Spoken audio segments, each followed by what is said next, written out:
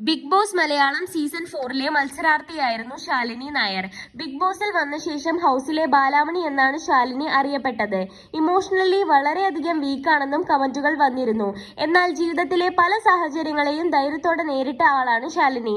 ആദ്യ വിവാഹത്തിൽ ഒരു മകൻ ശാലിനിക്കുണ്ട്. ഇപ്പോഴിതാ ഒരു സന്തോഷ വാർത്ത പങ്കിട്ടെത്തിയിരിക്കുകയാണ് ശാലിനി. താരം വീണ്ടും വിവാഹിതയായിരിക്കുന്നു. ശാലിനി തന്നെയാണ് ഈ സന്തോഷം സോഷ്യൽ മീഡിയ വഴി പങ്കുവച്ചത്. ദിലീപ് എന്നയാളെയാണ് ശാലിനി വിവാഹം ചെയ്തിരിക്കുന്നത്.